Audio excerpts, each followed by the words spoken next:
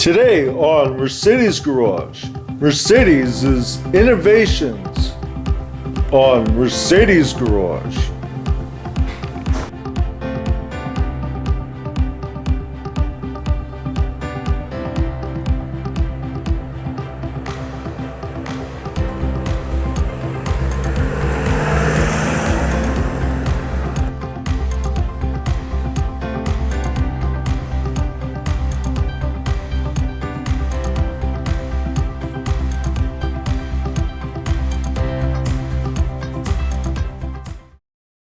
Hi and welcome back to another episode of Mercedes Garage. Today we're going to be exploring the innovations of Mercedes-Benz over the years. And the first one is Mercedes was the first automotive manufacturer to have a diesel engine in its passenger vehicles. This was in 1936. You could watch my other video of the 4-cylinder diesel engines, which is on my Mercedes Garage YouTube site, and you could see that video.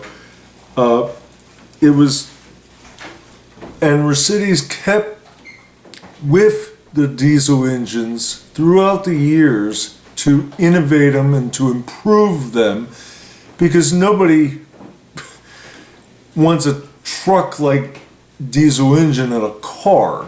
So by refining the diesel engine further, by more experiments and more research, made more successful diesel engines such as the 616 and the 617 and the 615, which came later in future generations, which gave the refinement to that people could actually live with a diesel engine in their car versus a truck.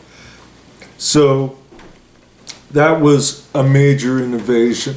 And another one is, we'll talk about one more diesel engine, was the first use of two more things about the diesel engine. The first 5-cylinder diesel engine was also a Mercedes innovation, and the first 5-cylinder turbo diesel engine that was also for passenger vehicles was also a Mercedes first and innovation. Now we'll turn to another revolutionary thing, was front and rear crumple zones. Before crumple zones, cars would basically crash like this.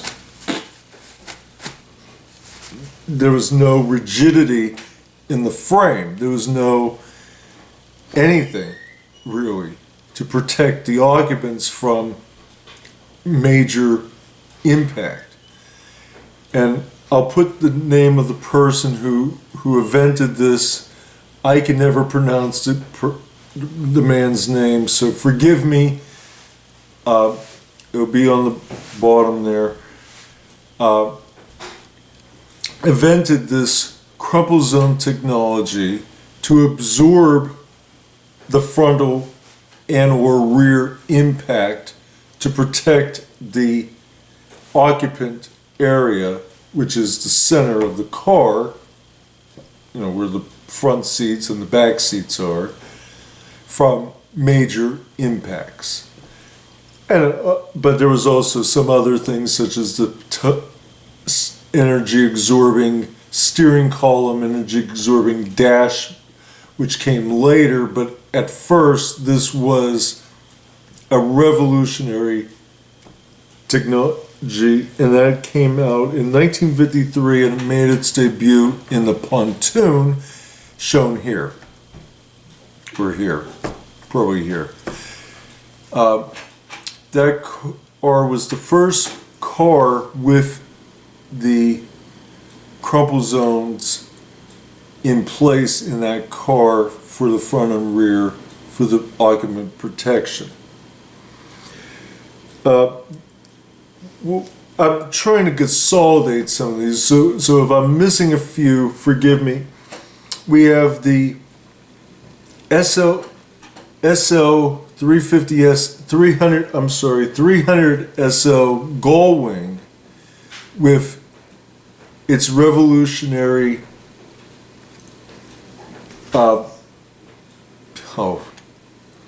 tubular steel construction frame. Another first that was never done in automobiles at that time. And that was in 1954, 55 when the car came out. And also, too, it was one of the first cars, I'm not sure if I think Tucker had fuel injection, but Tuckers weren't really, the problem with Tuckers was it was produced, but it wasn't really produced, so they did, I'm pretty sure Tucker had fuel injection. So, but the 300 SL Gullwing was the first car with fuel injection. So that's another Mercedes innovation. I'm reading my notes, so forgive me for bending my head down. The next one was ABS brakes, or anti-lock braking system.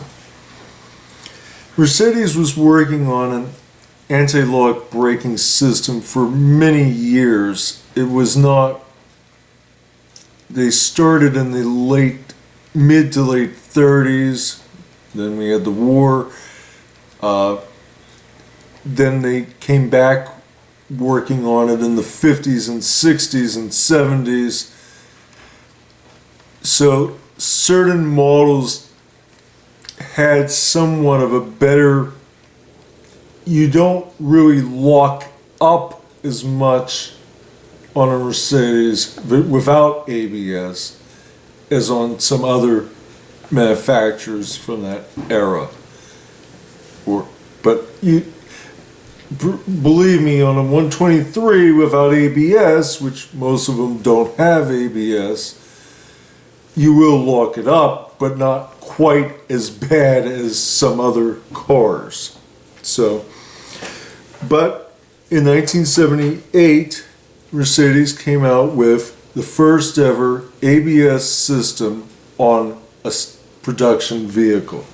The W116 S-Class had ABS brakes on all four wheels, front and rear, i.e. all four, in 1978, 79 probably for the US, because we're always about a year behind Europe in getting one of their innovations. It's usually comes out first in Europe, then the US gets it the next year.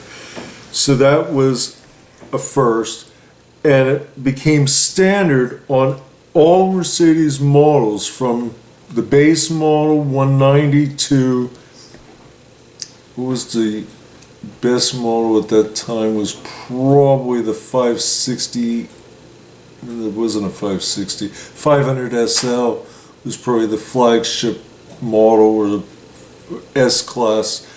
The W126 it was already standard on, so it wouldn't matter. It became standard on all vehicles after during the 1984 model year. So that's 84, it became standard. It wasn't standard required equipment on US cars until 1997. So they were, again, almost 20 years ahead of a technology. The next one, I was looking at my notes, was 4MATIC. The first 4MATIC, you could argue, wasn't so great. And I'm not sure how many people even had that in the car. I remember it, but it had some issues. The issue was it weight transferred from the front to the rear. Somehow it shifted the front end weight to the rear to give more traction. But it didn't take, it still was about 80% rear wheel traction, only 20% front. So it really wasn't a four-wheel or all-wheel drive system. Not until the next generation 4MATIC, which came out in 1997, it made its debut on the W210, and then thus sequentially on other models such as the ML was at the same, well, 97 was the first generation ML. It was on that one, it was on the E-Class, it was not on the C-Class yet, not until later. It was not on the S-Class, not until the W220, not until 2005, 2006, which we have one. And it was then basically it's on, at that time, it was on most models except for the SLs and the SLKs. That system used a totally different way of doing the 4MATIC. It was shifted the wheels. Each wheel could have 100% of the traction go to that wheel. It's a permanent split. SUVs are generally a 50-50 split traction versus a sedan or wagon, which would be, I'm thinking off without reading it, I haven't looked at it for a while. I think it's, I want to say it's 45 rear, 55 rear, 45 front, and if it slips, which is a thousandth of a second, it goes 100% either way. We'll do a video on that on 4MATICs coming up sometime. I don't know when. Maybe we'll do one. But it all works with another invention that was made, ESP, better known as Electronic Stability Program. And the first vehicle with that was a Mercedes W140 S-Class, which that then gives you stability of the car to not spin side to side, right or left, or fishhook or fishtail out of kilter. So if you're on a road, I'll show you. This is a very poor graphic because we're a low budget operation. This is your car or an Amazon charger. So without ESP, you're going like this. With ESP, you can make that turn and not spin out either to the right or to the left. So that revolutionized how cars' stability became, making cars safer and not spinning out and crashing and causing deaths and fatalities to the people in the car or people in other cars being hit by the car that's out of control. So that is now in every single car made has an ESP or Toyota calls it a different name. Different manufacturers do call it other things. Some call it ESP, some call it Stability Program. That's another name for it. Electronic Stability Program. That's ESP. There is more. I can't think of the name for it. Traction. It's not traction control. Traction control is just slipping your wheel and it will give you more torque or something. This is not traction control. So don't think electronic stability program or stability control is traction control. It's two different things. So that's when I was trying to figure out what ESP, it goes by many different names. It goes by Electronic Stability Control, or ESC, or ESP, Electronic Stability Program, ESP, or Dynamic Stability Control, DSC.